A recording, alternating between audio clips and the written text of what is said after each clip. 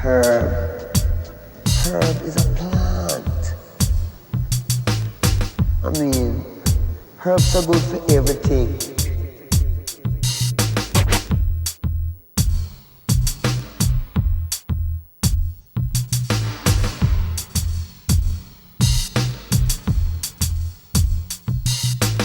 Herb.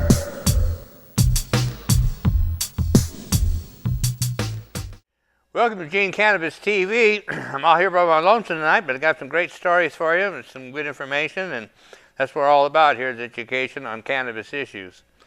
I want to give a quick note, as we talked about last week. We've got the Initiative 21 and 22, the two legalization initiatives that are up and running. We need volunteers to gather signatures for that. They're confident that they're going to be able to make it onto the ballot. There's some funding in the works, we're told.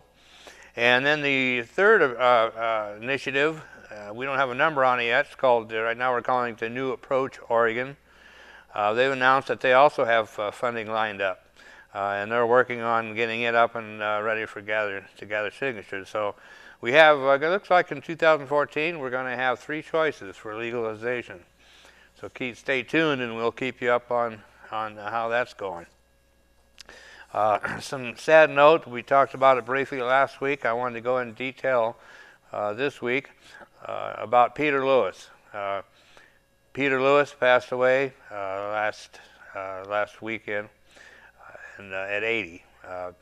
Peter Lewis, he helped build Progressive Corporation into one of the largest auto insurers in the country, and later became the billionaire backer of marijuana legalization. As I said, he was 80, died at his home in Coconut Grove, Florida. In 1965, Lewis became CEO of Cleveland-based Progressive, a company that succeeded a small operation co-founded by his father in 1937. Lewis held the post for 35 years and was Progressive's chairman at his death. In 2006, Forbes calculated his net worth at $1.4 billion. Lewis was a heavy donor to a number of causes, including marijuana law reform. He used marijuana for pain management following a leg amputation and helped finance marijuana-related campaigns in Ohio, Washington, Colorado, and Massachusetts. He said, "I don't believe that laws against things that people do regularly, like safe and responsible use of marijuana, make any sense." He told Forbes magazine in 2011, "Everything that has been done to enforce these laws has been a negative effect with no results." He said, my story is fairly simple. I grew up after college in a world where social drinking was the norm, but marijuana was hidden. When I was 39, I tried marijuana for the first time. I found it to be much better than scotch. But it wasn't until I had a serious medical problem that I realized how important marijuana could be. When I was 64, my left leg was amputated below the knee because there was an infection that couldn't be cured. I spent a year after the amputation in excruciating pain and a year in a wheelchair. So during that period, I was very glad I had marijuana. It didn't exactly eliminate the pain, but it made the pain tolerable. And it let me avoid those heavy-duty narcotic pain relievers that leave you incapacitated. He said, "My mission is to reduce the penalties for growing, using, and selling marijuana. It's that simple." Lewis never hid his pro-pot stance, but it took an arrest for drug possession in New Zealand in 2000 for his efforts to gain widespread attention. Even the newspaper at his alma mater, Princeton, reported the crime. The lawyer representing him during his New Zealand possession case told the court that he smoked marijuana for pain relief, following his doctor's advice. Since then, he's put his money where his pipe is, taking an active role within the pro-marijuana lobby and planning to funnel his fortune into ensuring no one else has to break the law to cure their pain. Luckily, a younger generation of super-rich reformers is following Lewis's lead. In 2007, Facebook billionaires Sean Parker and Dustin Moskovitz paid $10,000 and $10,000 respectively towards California's Proposition 19 legalization bill, which eventually failed. Not to be outdone, Lewis kicked in more than $200,000. So anyway, a big salute to Peter Lewis, and he'll be one of our features at our memorial, on our memorial stage. We'll have a memorial at the Emerald Empire Hempfest.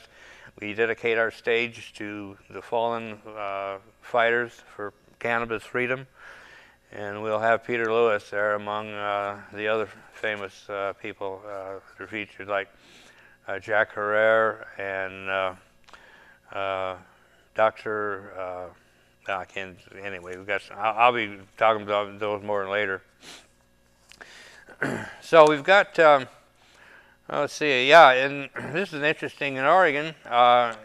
This is out of StopTheDrugWar.org. This is out of Salem, with marijuana legalization initiatives already gearing up in Oregon. A key lawmaker wants the legislature to put its own initiative before the voters. State Senator Floyd Prozanski, Democrat Eugene, the powerful head of the Senate Judiciary Committee, last Friday unveiled a draft bill that would ask voters in the 2014 election whether they wanted to legalize marijuana. The announcement came as lawmakers began debating whether to advance the issue.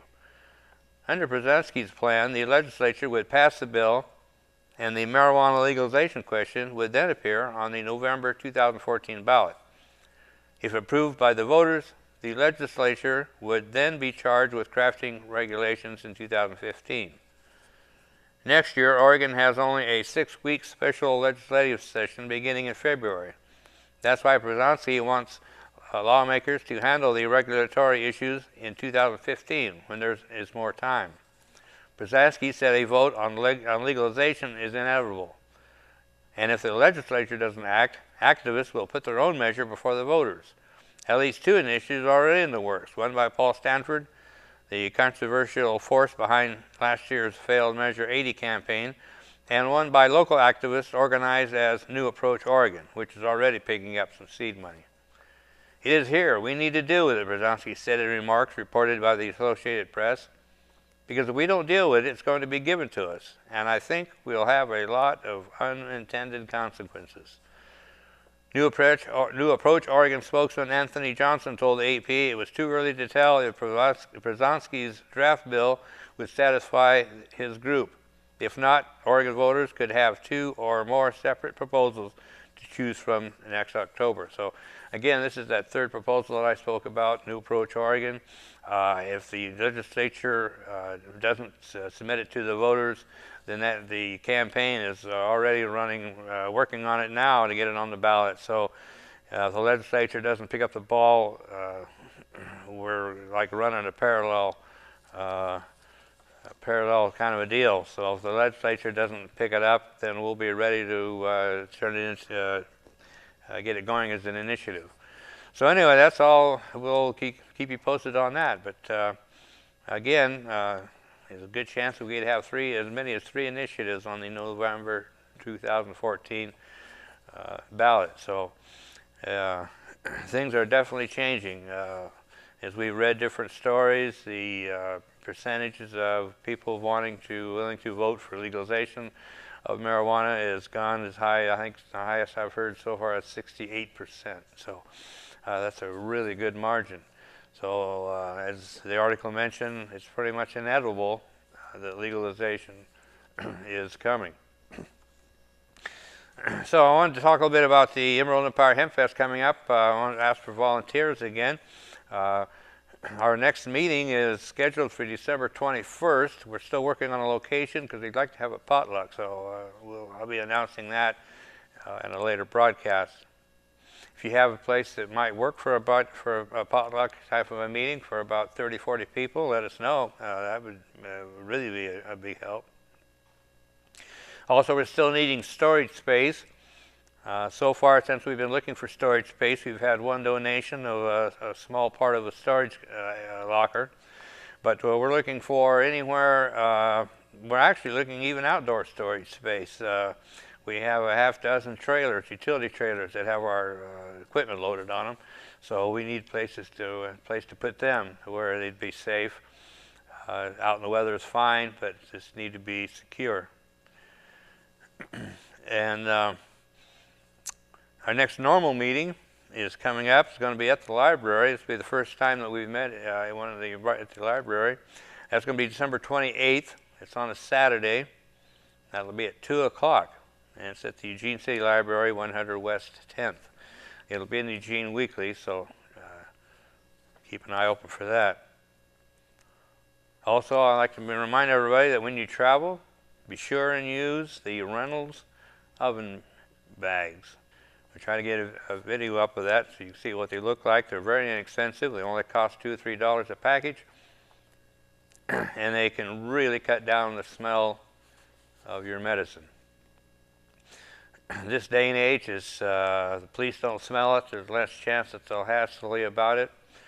But if they smell it, they're going to ask for a permit. And if you don't have a permit, then it can go generally bad from there.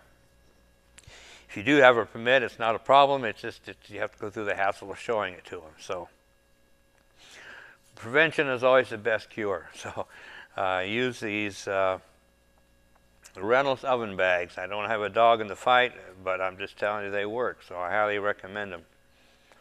You put your medicine inside that bag, give it a couple twists, and stick it in wherever out of sight, and you'll be good to go. Also, I want to mention to be sure and pick up your copy of the Oregon Cannabis Connection at the greener side. Among most of your cannabis facilities in town have the Oregon Cannabis Connection. I'm wearing their T-shirt today. They were sponsors in the last 2 or no, was it 3 years of Hempfest. I've forgotten now. But they're sponsored every year now, and that's Oregon's own Cannabis Connection newspaper. So check that out. A lot of good information in here. You can find out what's going on. Also, I wanted to talk about patients. Patients and growers, trying to get patients and growers together. That's something that seems like there's always a problem. There's always growers looking for patients, and even more important is patients patients are looking for growers. So it's hard to find a good relationship and a good mix, but they do exist and they're out there. And in some way, we've got to get these people together. If you have any ideas or can offer either, I guess, send us a note, and I'll try to get together best I can. Send a note to dankbagman@hotmail.com, and I'll try to get patients and growers together if I can, or pass you on to some organizations. Pick up your flyer, your latest brochure, that just say no brochure that we publish. And again, send us an email and we can get that to you. It's got all the local information for Southern Lima Valley for cannabis connections and information and groups. It's a good information to have. It's the only one like it, so I highly recommend it. So we're going to take a break, and I'll be right back. And now a message from the American Marijuana Growers Association.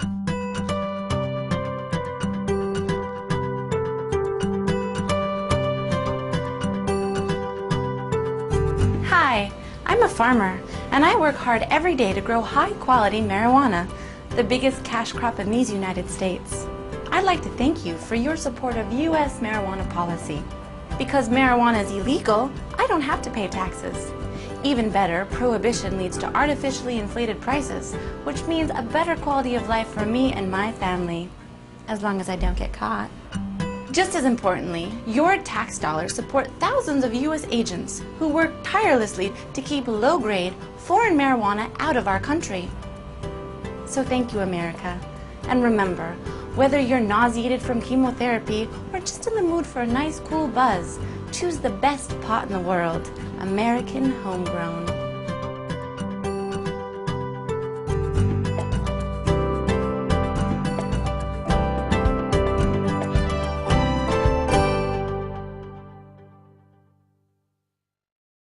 Welcome back. You made the trip to Eugene Cannabis TV, the second half, and I'm just going through some news stories and educating anybody who wants to hear about cannabis issues. And we're basically working towards freedom of cannabis, use of cannabis. This is the part of our show that we review the stopthedrugwar.org headlines. You can go to stopthedrugwar.org website and sign up to get the weekly headlines and see what's going on. So I just want to read, we've got 2 weeks worth here. The first week of, this is the week of November 21st. And again, these are just the headlines, so you can, if you go to their website, you can get more details on these stories, but there's just so many stories we can't cover them all, so I'd like to run through the headlines, and at least you can get the idea of what's going on. The first one is the editorial. Did Trey Riddell really vote for drug testing? Headlines about the cocaine congressman voting to drug test food stamp recipients are at best only technically accurate and miss the support Republican Representative Riddell has shown for compassionate sentencing reform. New York AG report slams NYPD stop and frisk. New York's Attorney General has examined the stop and frisk tactics of the NYPD in a new report. Only a minuscule fraction of stops result in an arrest for a serious crime, he found. UN drug bureaucrats fret about Uruguay's marijuana legalization. The International Narcotics Control Board is concerned that Uruguay might actually go ahead and legalize marijuana. But Uruguay doesn't seem to care. The medical marijuana update. Federal agencies are beginning to work on the banking problem for medical marijuana businesses. The District of Columbia is looking at why its program is so tiny, and New Mexico can't keep up with medical marijuana demand. And there's much more there, too. This week's corrupt cop stories. A quiet week on the corrupt cops front this week. We've got a pill-popping New England trooper stealing from the dead, and a former New Orleans cop caught trying to peddle dope. And the headline of November 20th, a Maryland gubernatorial candidate and a Maine legislature both call for marijuana legalization. Politicians are in trouble for using drugs, at least one of them a bona fide hypocrite for it. And marijuana law reform appears to be advancing internationally, except in one Australian state. That's just for starters. November 19th. The same day, the DEA warns that, quote, marijuana availability seems to be on the increase, unquote. Hundreds of people apply for licenses to sell pot in Washington state. Times are changing, and somebody needs to let the DEA know. And there's more news, too. November 18th, a bill to protect the guns rights of legal marijuana users has been filed. Hempsters hit the halls of Congress. A new medical marijuana bill is filed in Pennsylvania, and more. Now this is November 15th. The future of medical marijuana under Washington State's legalization scheme remains a hot topic. The DEA is banning more new synthetics. There are contradictory signals from Holland and more news too. And November 14th, years in prison for growing weed in Missouri, life in prison for drug smuggling in Singapore. We still have a long way to go. There's more drug policy related news as well today. So that was the week of November 21st. The week of November 27th, the DEA is raiding medical marijuana dispensaries in Denver. The DEA and IRS raided Denver area dispensaries and grow ops Thursday. More than a dozen were hit, and it's not clear just why. Medical marijuana update. Massachusetts and Illinois prepare for medical marijuana dispensaries. Action is picking up in state legislatures and Americans for Safe Access issues a report on state compliance with federal enforcement priorities. Fort Worth, man killed in a drug raid. The year's 36th drug war fatality occurred Friday night in Fort Worth, Texas. A guy with a gun met cops breaking down his door. Now he's dead. This week's corrupt cop stories. Cops in the drug war this week are accused of stealing snitch money, lying to get search warrants, growing and peddling pot, and engaging in a little coke smuggling. November 21st, movement toward legal marijuana commerce continues in Washington. Movement towards dispensaries continues in Massachusetts. Medical marijuana polls very well in Florida, and more. From the this is the 22nd. The momentum for marijuana legalization continues in the U.S., but Australia's New South Wales rejects medical marijuana even for the terminally ill. There's plenty more news too. This is from November 26th. Medical marijuana gets attention in the State House. Another drug war atrocity in New Mexico.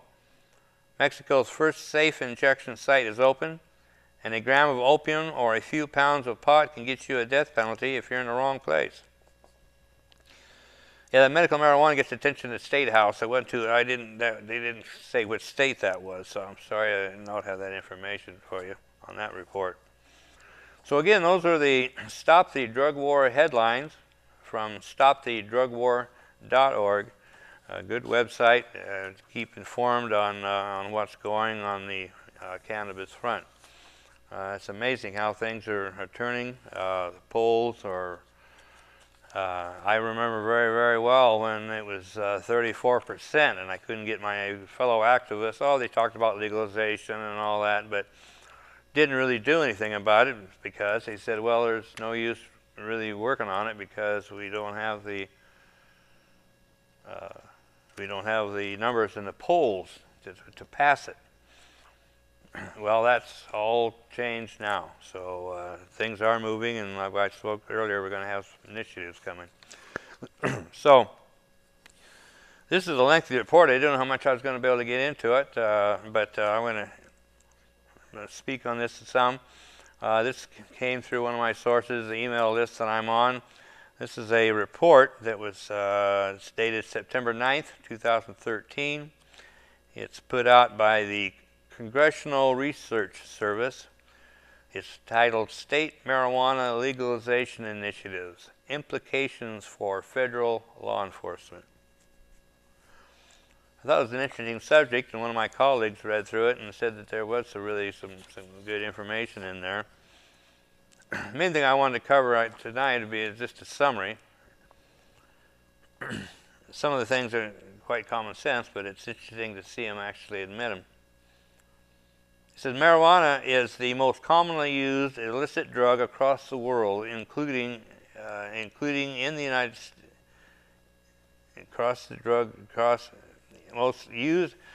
Commonly used illicit drug across the world, including in the United States. In 2012, an estimated 18.9 million individuals in the United States aged 12 or older, 7.3% of this population, had used marijuana in the past month. The rate of reported marijuana use in 2012 was significantly higher than those rates reported prior to 2007. Mirroring this increase in use, marijuana availability in the United States has also increased. This growth has been linked to factors such as rising marijuana production in Mexico, decreasing marijuana eradication in Mexico, and increasing marijuana cultivation in the United States led by criminal networks, including Mexican drug trafficking organizations. Along with the uptick in the availability and the use of marijuana in the United States, there has been a general shift in the public attitudes toward the substance. In 1969, 12% of the surveyed population supported legalizing marijuana. Today, more than half, 52%, of surveyed adults have expressed opinions that marijuana should be legalized, and 60% indicate that the federal government should not enforce its marijuana laws in states that allow the use of marijuana. The federal government, through the Controlled Substances Act, prohibits the manufacture, distribution, dispensation, and possession of marijuana. Over the past few decades, some states have deviated from the across-the-board prohibition of marijuana. Evolving state-level positions on marijuana include decriminalization initiatives, legal exceptions for marijuana use, and legalization of certain quantities for recreational use. Notably, in the November 2012 elections, voters in Washington State and Colorado voted to legalize, regulate, and tax the recreational use of small amounts of marijuana. These latest moves have spurred a number of questions regarding their potential implications for related federal law enforcement activities and for the nation's drug policies on the whole. Among those questions is whether or to what extent state initiatives to decriminalize or even legalize the use of marijuana conflict with federal law. So we'll have to carry this on another date. We're running out of time, but anyway, it's interesting that they pretty well described how things are. It's just a question of how do we get to the next step, I guess. But anyway, I appreciate your time, and hope you learned something. And again, if you want to contact us, get a hold of dankbagman@hotmail.com and answer any question I can for you. And I always invite you to come down every Monday night at 7:30. Well, I say every Monday night. Better check on that. The holiday schedule coming up. But anyway, you're welcome to come to the studio and drop in and say hi and see how it's done. And love to have you come on the show and tell your story. Come on the show and tell your cannabis story. We definitely could use the information and we could help get it out. So happy holidays. If you're an adult who enjoys a good beer, there's a similar product you might want to know about. One without all the calories and serious health problems. Less toxic so it doesn't cause hangovers or overdose deaths, and it's not linked to violence or reckless behavior. Marijuana. Less harmful than alcohol, and time to treat it that way. For more information, visit marijuanaissafer.org.